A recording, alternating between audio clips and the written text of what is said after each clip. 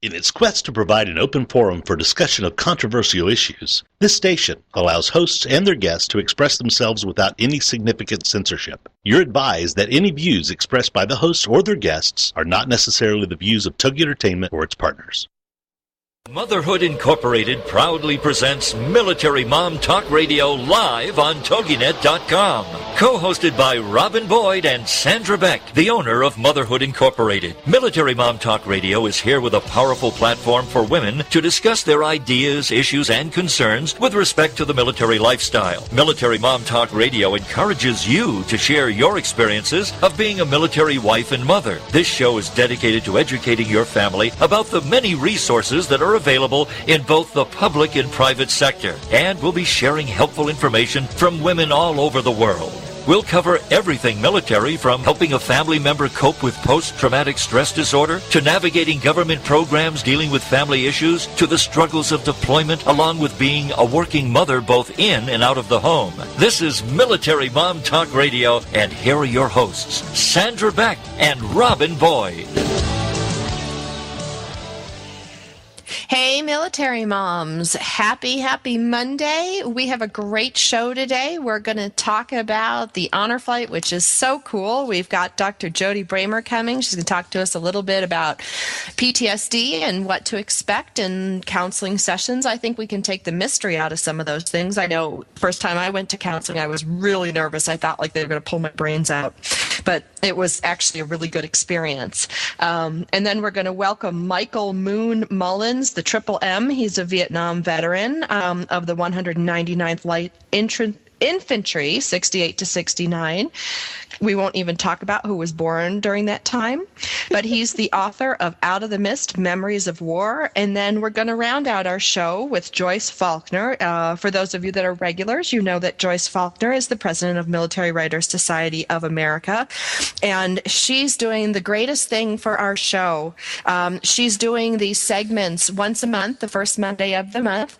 Joyce comes on and she helps new authors and, existing authors with techniques, with things they need to know, because one of the things we found, and Robin, you and I know this from doing the show for over 3 years, we get to memorialize parts of history, not only through our show, but through the written word, through these stories for future generations to come.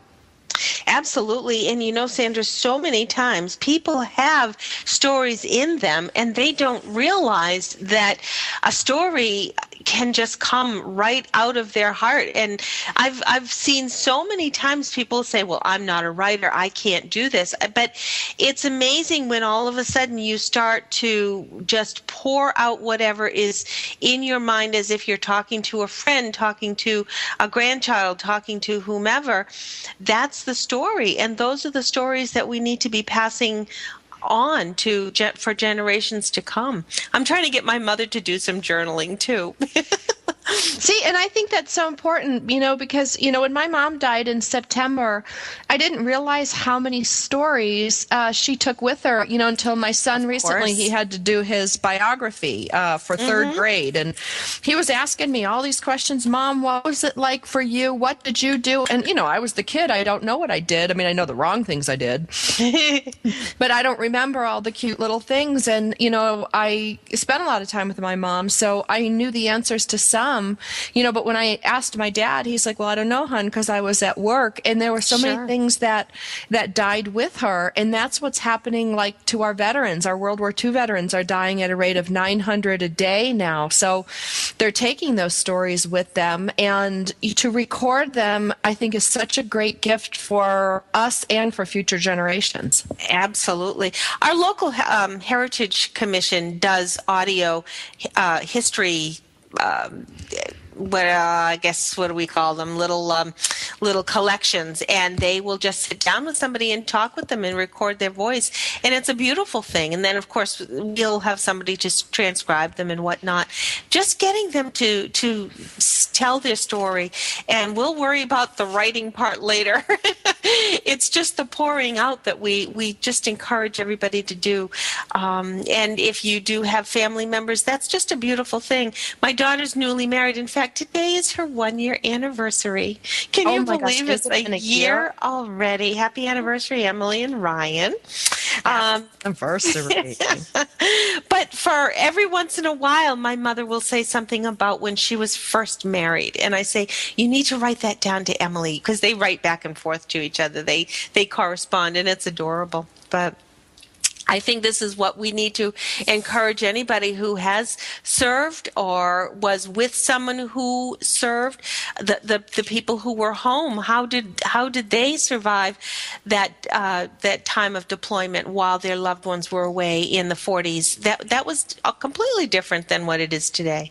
Completely different. And what I love about it, Rob, when I read these stories, because thankfully, we got aligned with Military Writers Society of America, so they brought all these new authors into our fold so that we can enjoy them. And I'm probably going to get poked at for saying this, but it really doesn't matter getting all the facts 100% right. I see this with my dad's friends, the military, and they're like, it was a P-38. No, it was a P-35. God bless them, but I don't really care what plane it was to a point. I want to know the human interest. I want to know my ex-father-in-law, was in the bomb bay and what that felt like and what it smelled like and what it looked like. And, when you looked out at the opening, did you feel like you were going to fall out? Those details. And I think a lot of our veterans get hung up on the technical parts of it because they want to get it right. And I'm going to just say it doesn't always have to be right because everybody remembers things differently. And that's part of the story. I mean, how many times have we read the Bible, and how many chapters in the Bible retell the same story, and it's told a completely different way? Everybody's excerpt is going to be different. Everybody's interpretation is going to be different. Everybody's feeling and the way they coped with it is going to be different. And not everybody will relate to one, but they may relate to another. And that's, again, so important, because what's going to touch someone's heart may be in somebody else's untold story. And that's the one thing that person will benefit by. And who knows how many generations from now will just be able to share with that many more people because of the things that Joyce Faulkner's initiating with her wonderful organization. Absolutely. Well, and God knows we get everybody's name wrong on this show. I get their ranks wrong. We get the titles of books wrong, but it still doesn't mean it's not a good show. Oh, well, we try and rock it every week, don't we, San? We do. But, with all the different names and all the different titles and everybody going every which way, the point, I guess, is just do the best you can with whatever you're recording and writing, and don't get hung up too much on the technicality, because it's the heart that counts. That's for sure. That's for sure. Talking about heart, I want to, before we get going to our first break, San, I want to talk a little bit about Next Flight. And I want to put a call out to everybody who's down in the St. Petersburg, Clearwater area in Central Florida, West Central Florida. On April 3rd, this Wednesday, there is going to be a welcome home at the airport for an honor flight group coming home.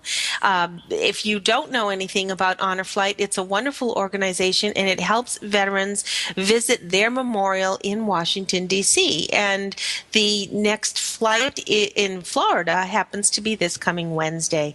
So if you're in the St. Petersburg, Clearwater area around 7 p.m., be sure to go and wear your red, white, and blue, bring signs, pictures, flags, balloons, and give them an awesome welcome home. I think that's amazing.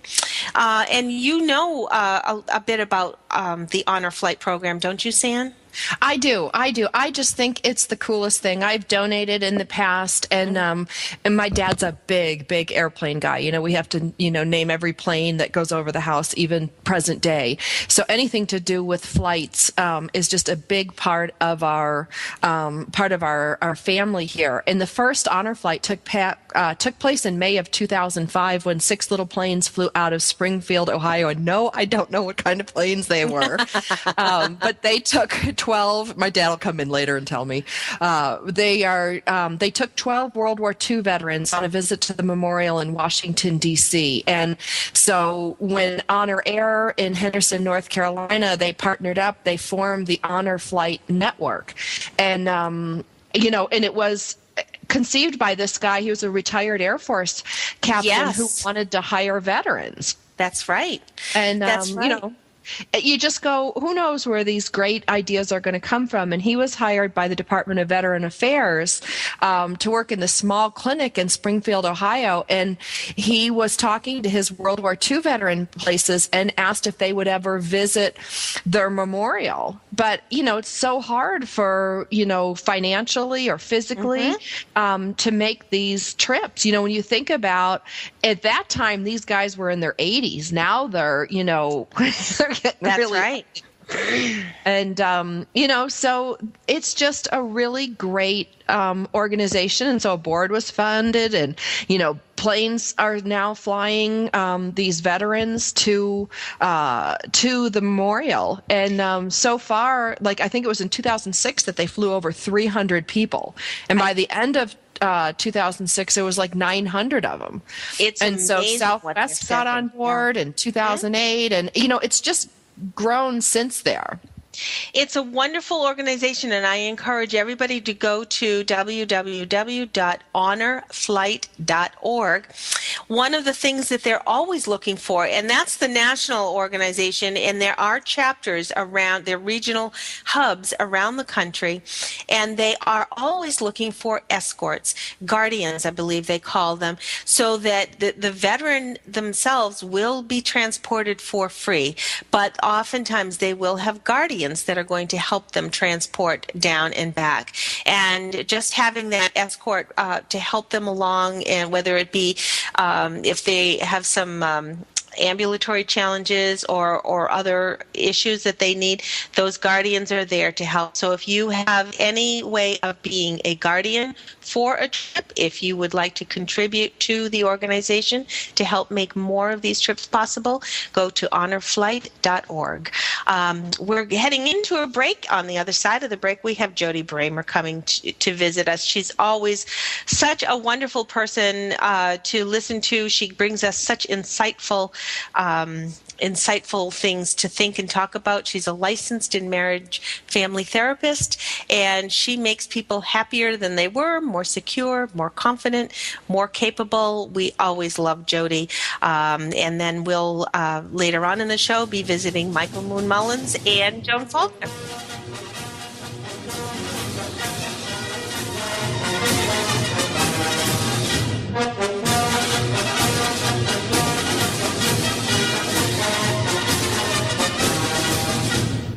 Are you a military mom looking for help in dealing with the system?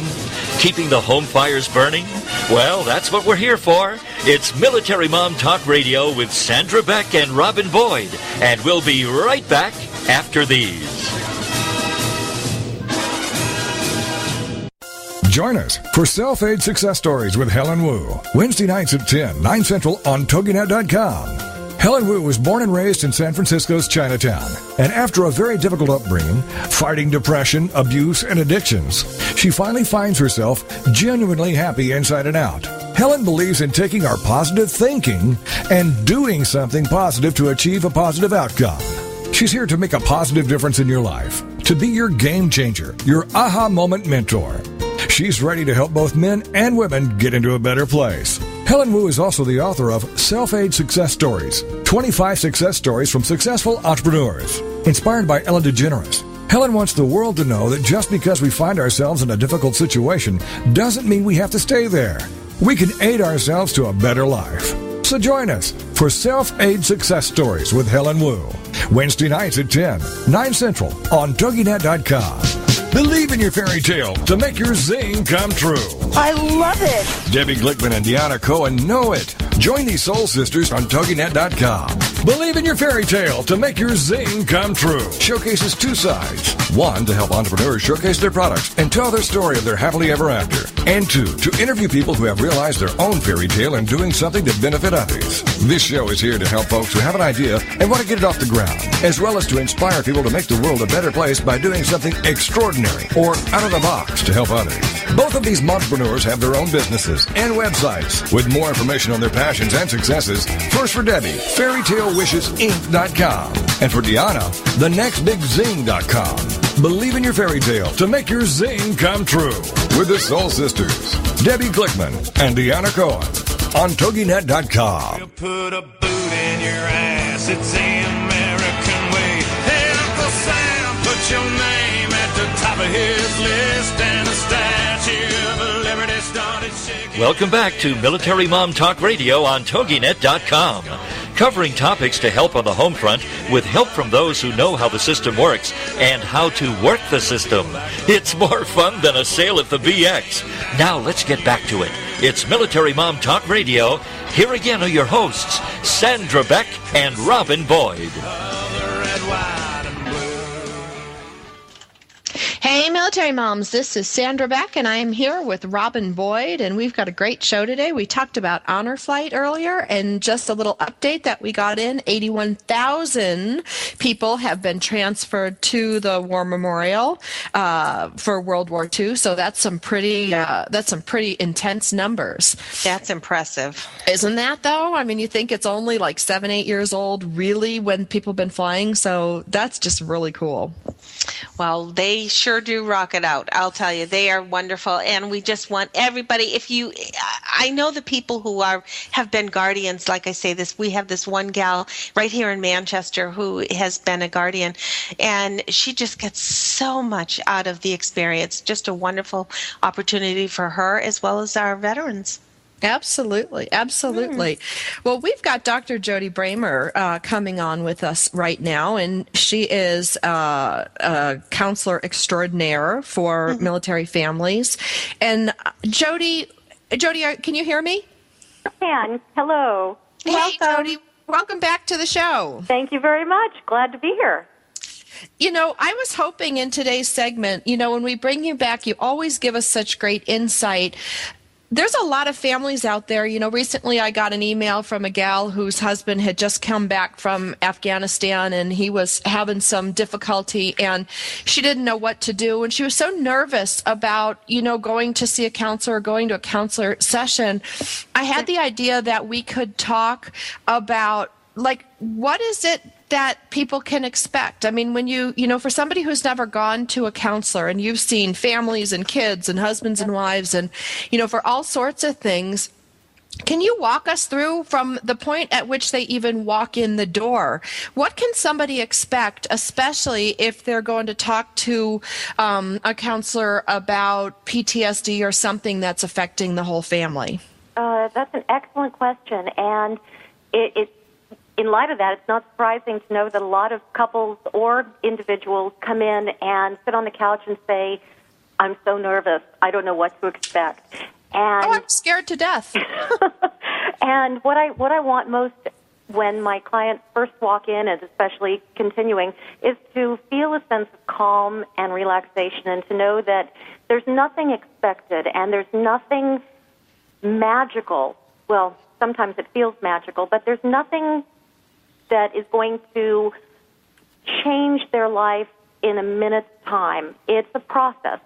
Therapy is a process. But the most important process is having that client or the client feel welcome and feel safe. And that's a very important word, to feel safe when they enter my office.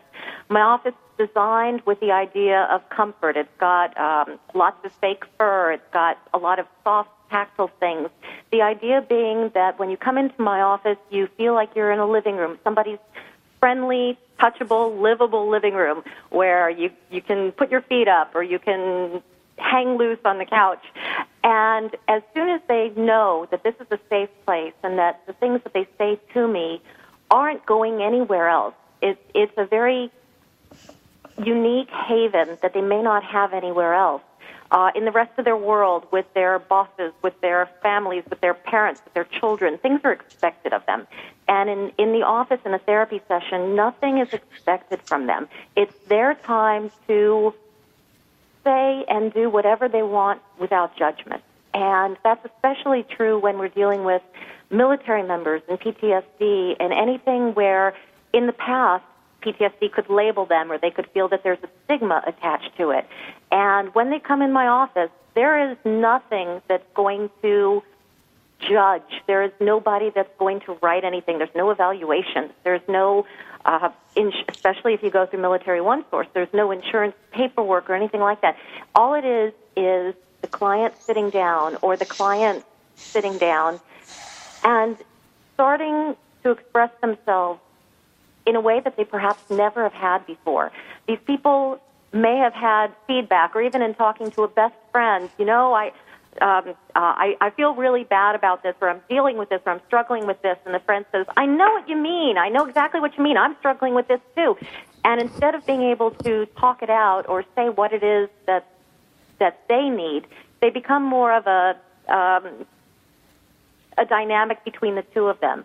When people come to therapy, the therapist is there for the hour, and the therapist is there simply to help with any and all problems that the client comes in with as best they can. Again, there's no magic formula. There's no special wand that's waved that says, poof, all your problems are gone. What it does, though, is allow the client in a way that, again, perhaps they've never had, to feel completely in a safe surrounding where the focus is on them. And especially for wives or people who have been in a position where somebody else has focus. Children have the focus. Husbands have the focus. It may be the first time in a very long time, if ever, that the person feels, hey, this is all about me. And that feels pretty good, I've found out. And Sandra, you tell me, what does it feel like when you're sitting on the couch in a therapist's office? Well, I think, the first time, like I said, I was really nervous. I almost passed out. I was so nervous. And I kept thinking I was going to get yelled at. Like she was going to say, like, no, you can't think this way, or no, you shouldn't feel that way. Because some of the stuff I said in there was pretty awful. It was like, I hate this person and this is why, and blah, blah, blah. These things that I wouldn't even say in public. And, she just listened to me and she helped me figure out why I felt that way. I felt better because I could talk about it. And it wasn't scary, but, I really thought that they were going to tell me I was wrong. It was the wrong thing to think. You shouldn't or you were do crazy. This. Yeah. A lot of people think you're going to tell me I'm crazy. You're going to call me crazy, and it's like, well, if you're saying that you're crazy, chances are you're not crazy. Right. If we're self-reflective enough to gauge the craziness, we're probably not that crazy. But that's what it feels like, because you go in there and you think, oh, my God, I'm in a counseling session, so ergo there must be all these huge things wrong with me, and that kind of weighs on you. And then you look at the other people waiting and coming out and go, ooh, what's wrong with them? Oh, what's their problem? Yes. And then you go, oh, my God, but I'm here too. I have a sign on my wall that says, don't should on yourself.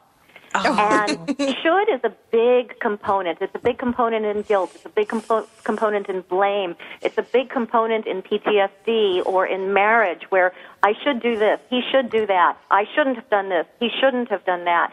And you even said, I should be something when you walked into the counselor's office. And don't should on yourself is a huge theme in my therapy. Should is a bad word. When we say it really is. When you should on others, you're telling them something and your expectations haven't been met, therefore they're already bad. And if you should on yourself and say, I should have done this, I should have done that, then you feel this intense guilt because if I should have, apparently I didn't, and therefore I'm wrong and bad. And to me, when clients first start shoulding on themselves, I say we need to remove that word from your vocabulary. There's no shoulds, there's no expectations in here. Let's rephrase it. You would like to, or it would be nice if, but let's remove the should.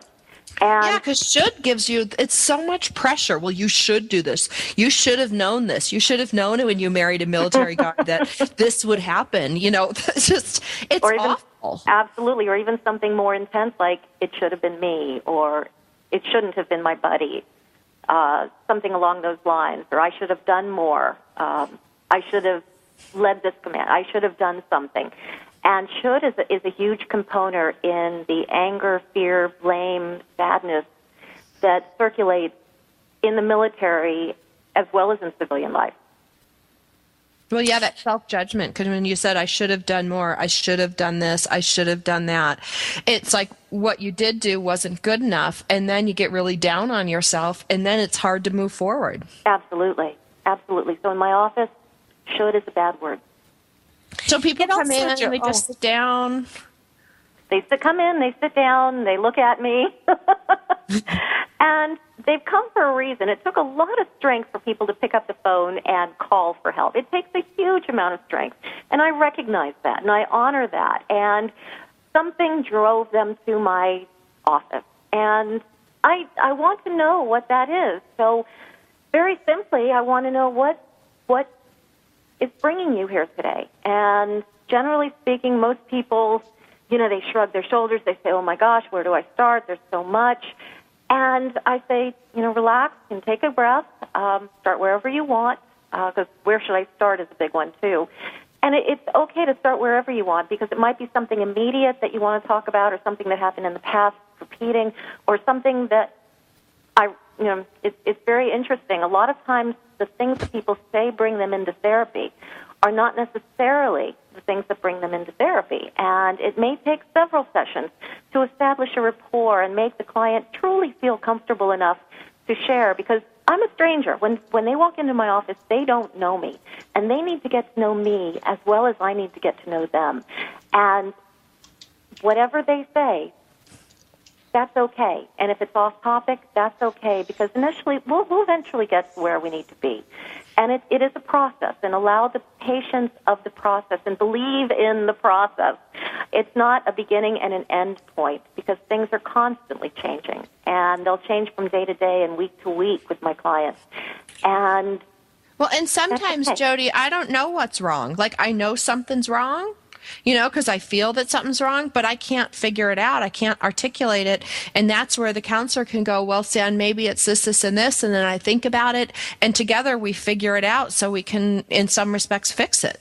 Absolutely. Absolutely. And you have to corroborate with your therapist. You have to trust that your therapist is on your side and is there to understand and not judge. And you have to feel good about it. And sometimes it isn't a good fit, and that's okay. I don't want people to give up if it's not a good fit the first time. Try somebody else. Try another fit, because the benefits from therapy far outweighs handling these things on your own. Jody, you're always such a wealth of information for us, and you always give us such a good perspective so that we can feel better moving forward. Jody Bremer, thank you. We want to make sure people find you at jodybremer.com, and that's JODYBREMER.com. Next, we have Michael Mullins coming on, a Vietnam veteran, with our next segment.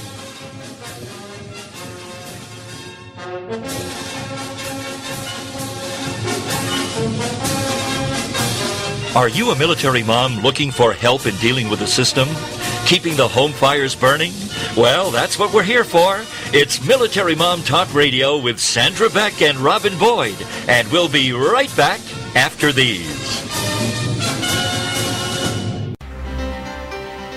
Wondering how to market, where to invest, where to advertise, where to find the right advice, or what to do about taxes? Doing business today is a complex venture, and that's where All Biz Talk comes in. All Biz Talk helps businesses and individuals find the right path to their success and learn more about the ideas, products, and services used by today's top professionals. Success leaves clues, so if you want to be successful, it's always best to listen to the people who have already been where you want to be. Our hosts are unbiased and will ask the hard questions, taking your calls to help connect you with the right professionals, people who can help you get a better handle on your personal and business choices. All Biz Talk is not a financial services company and does not offer any financial advice, but we will help you make the right choice when it comes to planning your financial future. Join All Biz Talk Tuesday afternoons at 1 Pacific, 3 Central at allbiztalk.com. Parents, if you feel overloaded, overworked, underappreciated, and seriously stressed out, The Parents Plate is here to help you. The Parents Plate with Brenda Nixon. Tuesday mornings at 10 a.m. Eastern, 9 a.m. Central on TogiNet. It's time to build stronger families through parent empowerment, and that's what The Parents Plate does. The Parents Plate understands the busyness of life and balancing child rearing and other commitments. Brenda Nixon will be talking to noted experts and authors on all issues, from teething to teen driving. Brenda Nixon is a nationally recognized speaker to parents and child care professionals and author of the award-winning The Birth to 5 book. From Fox 4 in Kansas City to schools and synagogues to businesses to bookstores, conferences to churches, audiences rave that Brenda engages, educates, and encourages. For more information on Brenda and her books, check out her website, brendanixon.com. The Parents Plate is loaded with information and affirmation. The Parents Plate with Brenda Nixon. Tuesdays at 10 a.m. Eastern, 9 a.m. Central on TogiNet.com. There ain't no doubt I love this land. God bless the USA.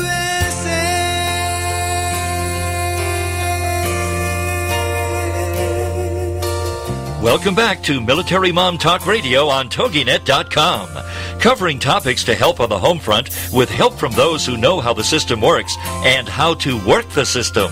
It's more fun than a sale at the BX. Now let's get back to it. It's Military Mom Talk Radio. Here again are your hosts, Sandra Beck and Robin Boyd. Hey, military moms, this is Sandra Beck, and I'm here with Robin Boyd. And if you guys missed the first segment of the show, tune in to iTunes or go to TogiNet.com or MilitaryMomTalkRadio.com and pick up that segment. It's a great, great primer for anybody who's thinking of going to counseling or seeking counseling for everything from PTSD to family issues to deployment to loneliness. I mean, there's so many things that our counselors can help us with these days. It's changed a lot. It's come a long way. And Robin, don't you just love Jody? Oh, she just makes everything so natural and so easy and so simple. I think so many times we have so many predisposed thoughts and fears, and we just have to put them aside and take a big breath and listen to somebody like Jody. So thanks. I'm so glad she comes and visits us frequently.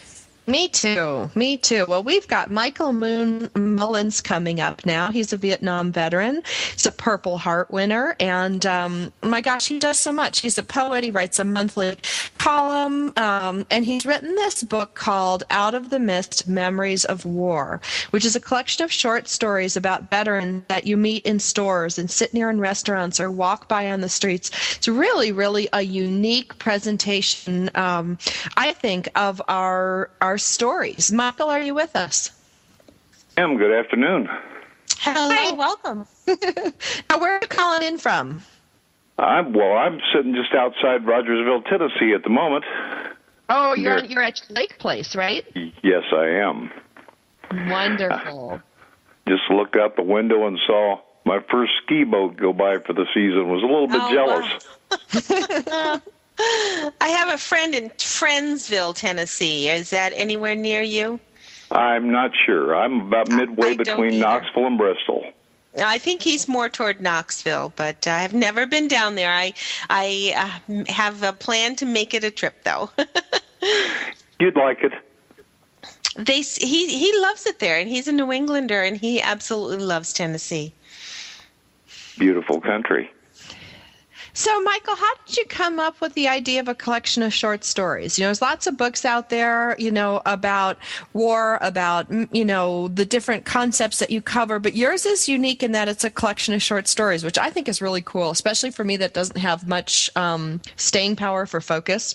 Well, I'm too dumb to write a complete novel. I wouldn't say that. Well, actually, I was challenged by a little tiny lady author, a combination Methodist minister, at a poetry reading one night. And she said, Mullins, you're a coward. You're afraid to get out of your comfort zone. Poetry comes easy to you, but you're a natural prosist, and you won't give yourself a chance. You're afraid of being criticized. And, you know, I'm not a small guy. I'm 6'3" or so, and, you know, she was maybe 5 feet and 90 pounds, and she's looking up at me, belly to belly, well, belly to knee, and she called me a coward. And I kind of rethought my position. I thought, I'm going to do something different. So I ended up settling on the short stories because I had so many of them. You know, I had notes from conversations from people and hadn't done anything with them yet and wasn't sure how to handle them. And lo and behold, it became a project. Were your notes from for a reason? Had you taken these notes in earlier years for a specific reason? Just stories that I recalled having heard them at various veterans functions and reunions. Sometimes those conversations would inspire a poem, or sometimes they would turn into a poem, because a lot of guys want their story told, but they want it done anonymously, that sort of thing. And they became a part of my book called Doobie Chats. And because they're vignettes, they're anecdotal more than anything, and weren't full-blown stories. And then I found stories came to me. People came to me, and I thought, well, I really like this. It's a lot of work. Writing a real big book is a lot of work. Poetry is so much simpler for me. And I found that I loved it because I loved the people. And it gave me an opportunity to tell some stories that had not been told. Where did you find some of your people? Some I knew. There's one man in there that we were sitting Veterans Day at a local restaurant that feeds poor veterans like myself for free on Veterans Day, and this older man came in an electric wheelchair and wheeled into the booth next to us, and he was talking to one of my grandchildren and gave him 50 cents, and they struck up a conversation. Mm-hmm. Well, I asked him about his service, and I found out that he was involved in night warfare in fighter planes in World War II. And, he was just sitting across from me. And another man that I had known for 40 years, my brother happened to mention that he had been with the Mars Task Force. And the man had never said a word to me. And the only reason my brother knew was because the man's older son was his best man. Oh, for goodness sakes. The topic had never come up, and the man never talked about it. So I gave him a call. I said, Jim, would you talk to me? And his story became A Walk in the Clouds, which is in the book, about the taking of Burma. So, they're everywhere. And I passed one man, and sadly, he's no longer with us because he got ill shortly after that and really never could talk to me. I met him in a parking lot at a local grocery store and found out that he was one of the island hoppers in the South Pacific with an infantry unit. You don't know. You don't know who walks next to you on the sidewalk.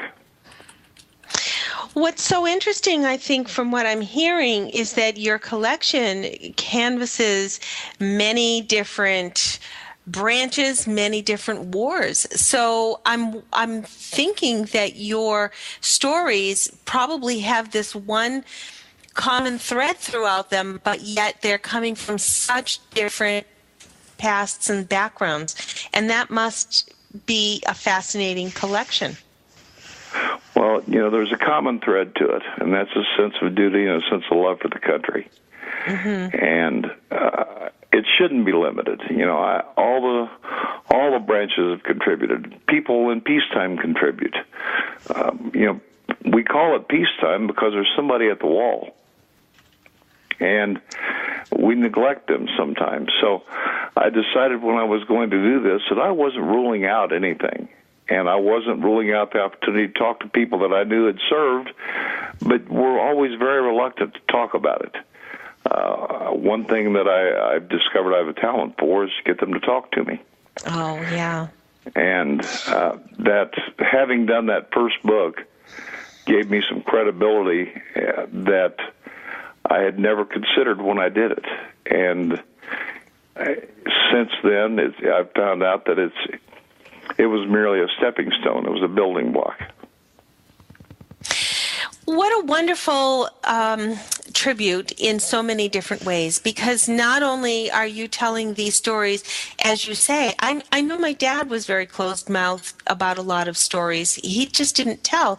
My husband knows more about the things that he experienced than I ever would know. And in turn, there's a lot of things about my husband's experiences that I don't know either. Being able to sort of begin that storytelling is so important. And you do, in fact, have that gift. If people are opening up their hearts to you, Mike, I think that's a wonderful thing. And for you to be sharing them is just a gift tenfold. Well, I love doing it. And one thing that's key to it is let it be their story. Yeah. If I have an opinion about something, I try to make certain that if I inject it, that it's clear that it's my opinion. And another prong on that approach is that if somebody says, don't reveal my name, or limits something that they've told you and doesn't want it included, you live up to your word and you do what they ask. That is the most important thing, I think, in all regards when telling these stories and getting people to reveal what they've done. There's one story in the book about a man who I've known for years, that I lived next door to his sister, and his own family did not know what he did at the end of World War II, and then again when he was recalled for Korea. I understand that wholeheartedly, absolutely, and it's so true. Mike, I want people to know where they can find your book and where they can find you. Well, I try to be elusive. I don't know that I want to be found. Well, we have to have part deux. We need a second edition coming out, I'm sure. Where can we find the Out of the Mist Memories of War? Well, it's on the online library. Of course, you can do MWSA. Mm-hmm. And then we also iUniverse. I'm self-published. And Amazon.com, BarnesandNoble.com. I now have a website, MichaelDMullins.com. Oh, wonderful! And so it can be found along with my other selections at any of those locations. I've got a couple of audiobooks. One was co-done with 3 other MWSA members and wonderful writers, as well as the second poetry book, which was also done with them. And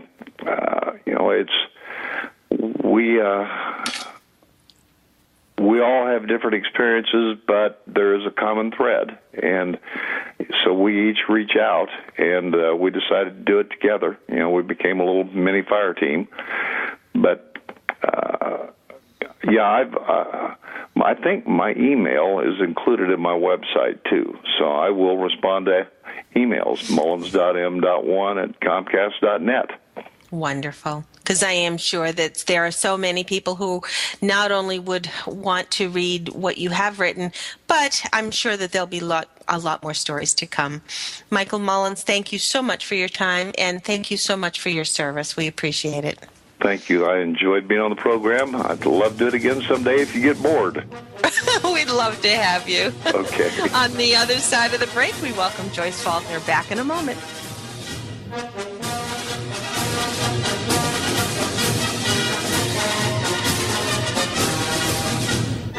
Are you a military mom looking for help in dealing with the system? Keeping the home fires burning? Well, that's what we're here for. It's Military Mom Talk Radio with Sandra Beck and Robin Boyd. And we'll be right back after these. Everyday Autism Miracles with Shannon Penrod. Friday afternoons at 2, 1 Central on TogiNet.com. Life after an autism spectrum diagnosis doesn't have to be difficult. It can be joyful, happy, and filled with hope. Join Shannon Penrod, author, speaker, coach, and mom of a 6-year-old recovering from autism, for this inspirational hour of hope. She's even authored a series of children's autism books with her son, Jim. For more information about the books, Shannon, and Everyday Autism Miracles, go to her website, shannonpenrod.com. From there, you can also get to her other websites, blogs, and connections. On Everyday Autism Miracles, you'll hear stories from parents whose children have made miraculous strides. You'll also get the inside dish on therapies, treatments, supplements, and how to get funding to help you afford them. Miracles abound in the autism community, so tune in for Everyday Autism Miracles to listen, share, laugh, and surround yourself with hope. Everyday Autism Miracles with Shannon Penrod. Friday afternoons at 2, 1 Central on TogiNet.com. Join us for Self-Aid Success Stories with Helen Wu. Wednesday nights at 10, 9 Central on TogiNet.com. Helen Wu was born and raised in San Francisco's Chinatown, and after a very difficult upbringing, fighting depression, abuse, and addictions, she finally finds herself genuinely happy inside and out. Helen believes in taking our positive thinking and doing something positive to achieve a positive outcome. She's here to make a positive difference in your life, to be your game changer, your aha moment mentor. She's ready to help both men and women get into a better place. Helen Wu is also the author of Self-Aid Success Stories, 25 success stories from successful entrepreneurs. Inspired by Ellen DeGeneres, Helen wants the world to know that just because we find ourselves in a difficult situation doesn't mean we have to stay there. We can aid ourselves to a better life. So join us for Self-Aid Success Stories with Helen Wu. Wednesday nights at 10, 9 Central on TogiNet.com. Put a boot in your ass, it's the American way. Hey, Uncle Sam, put your name at the top of his list, and the Statue of Liberty started shaking. Welcome back to Military Mom Talk Radio on TogiNet.com. Covering topics to help on the home front with help from those who know how the system works and how to work the system. It's more fun than a sale at the BX. Now let's get back to it. It's Military Mom Talk Radio. Here again are your hosts, Sandra Beck and Robin Boyd. Hey everyone, it's Robin Boyd here with Sandra Beck today on a great show. We started off today with Jody Bremer. Dr. Jody is a wonderful family therapist who always helps us find the best things to think about and the best ways for us to move forward in our journeys. We had just finished chatting with Michael Mullins, a Vietnam veteran who's just written a book entitled Out of the Mist, Memories of War. And his collection of short stories are something that everyone wants to pick up and enjoy and connect with, because the stories there will certainly touch your heart. And Mike is a good friend of Joyce Faulkner, who is our next guest. Joyce, are you there today? I'm here. Welcome. I'm so glad that you're back with us for our Author's Corner segment. Thank you. I'm so glad to be back. Well, we have covered quite a bit, and in the chat, you were saying, when we were talking earlier about Honor Flight, you were saying you have helped out with some veteran on a bus trip. Is that what you said? I'm scrolling back. Exactly. This is about 3 or 4 years ago, and they started out bringing the veterans who were closer to the D.C. area. Of course, we live in Pittsburgh, and they would travel over in a day and back. And I went as the historian and sat with the guys on the bus and chatted with them and took pictures of them as we saw the memorial. And it was so moving for them. You could see it was something that they hadn't thought about in a long time, and it brought back so many memories, and they felt happy and they felt sad and they remembered, and I just felt like a very lucky fly on the wall just to be there to share it with them. And I think so many times that is exactly it. They've finally come full circle to something that has been a part of their life. It's been a challenge throughout their life to live with, and in sort of culminating that experience in this arena or this memorial has to be moving, but it also has to be cathartic to a certain degree. Would you say? Yeah, I think that there was one mood as we drove over, and a different mood coming back. Driving over, they were excited, and they were glad to be in each other's company, and they were all kind of vying for my attention to tell me their stories, which was terrific. That's wonderful. And coming back, it was a much more somber. I remember when I lost my friend. I remember when we were preparing to take the beach. It was a different kind of tone. Both were wonderful, don't get me wrong, but it was very, very different to see what came back through their minds and their emotions and their heart. Such a wonderful experience. Joyce, I'm so glad you had that opportunity. It was a blessing. And that sort of brings us to some of the topics that we wanted to talk about today, because those emotions and those feelings, those memories, then become the beginning of a story. Exactly.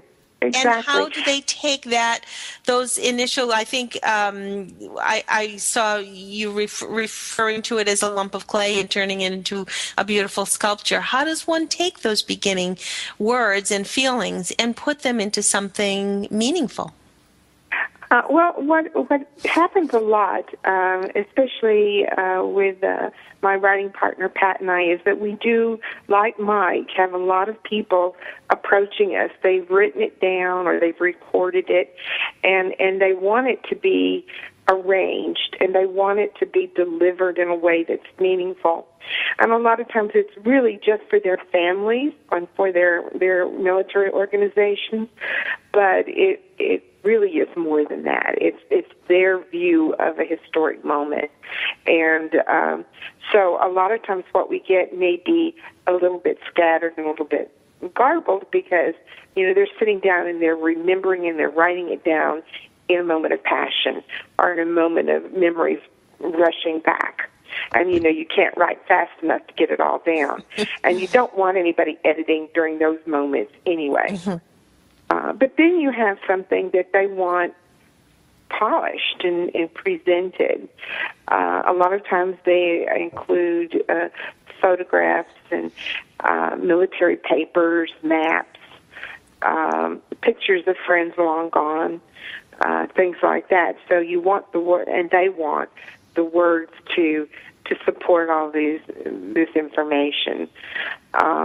So what we do is we tell them there's a kind of a list of things they can do ahead of time.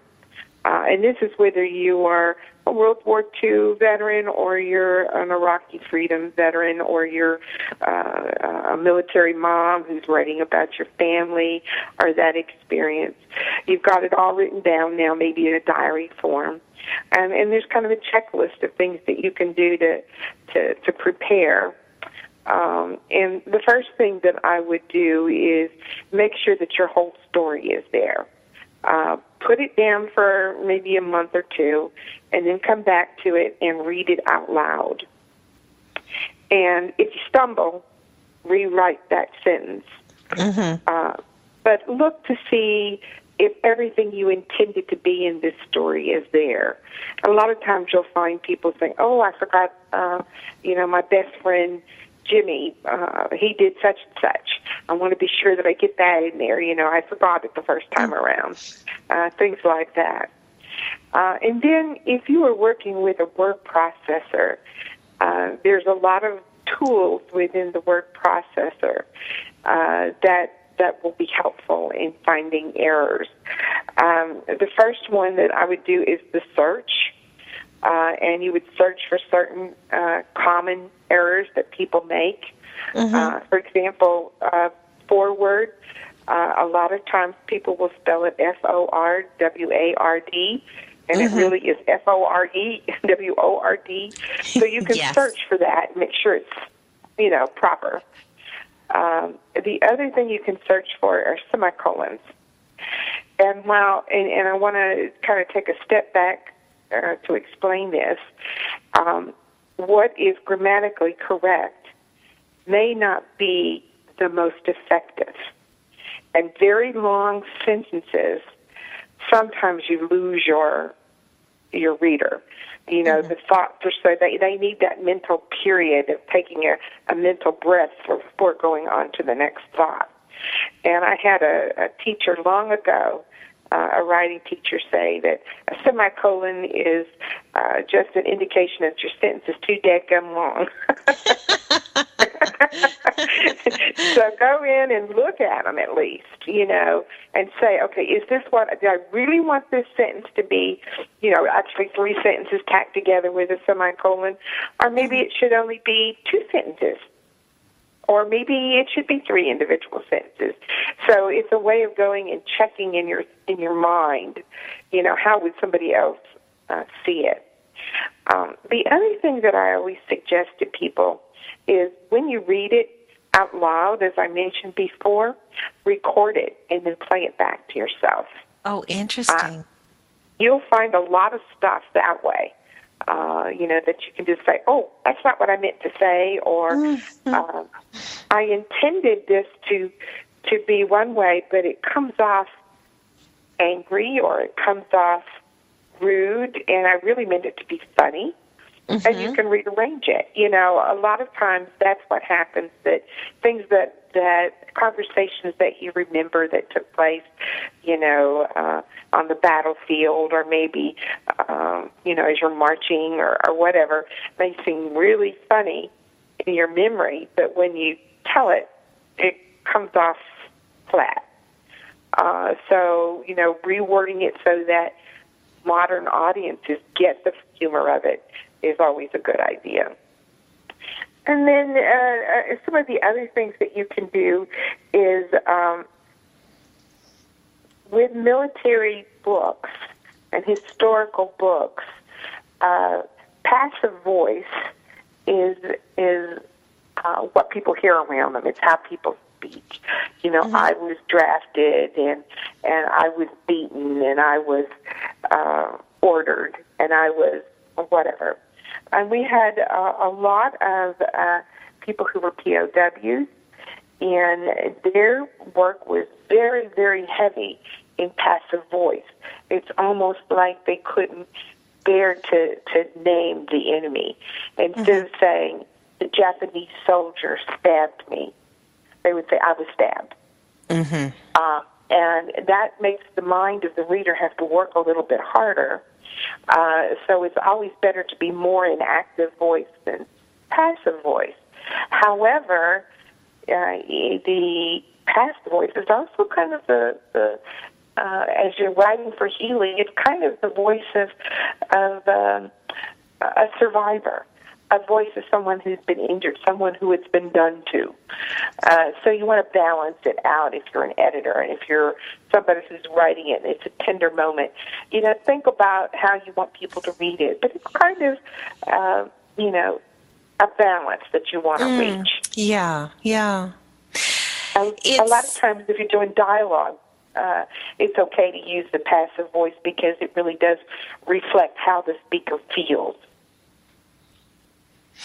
We can always thank you, Joyce, for so many interesting perspectives. We just have a minute left, so we do need to wrap up for today, but we'll have you back at the beginning of May. Can you believe how the spring is just here upon us, and all of a sudden we're saying hello to April and May. It's really flying by too quickly. Joyce, thank you so much. And I know you've been under the weather for a couple of weeks, so thank you for coming on with us. We always love having you here. Oh, thank you so much. I love being here. Talk to you soon. Okay, that's great. We want to make sure you visit MWSAdispatches.com to find more about the Military Writers Society of America and more about Joyce and all of the wonderful folks that she has that are blossoming with stories to share with you. Next week, we have Fuzzy Manning coming, our good friend. We have Dr. Kelly Blasco and Genevieve Pituro, and I do hope I pronounced her last name right. Lots more to come next week. Thanks for being with us on Military Mom Talk Radio. Bye-bye.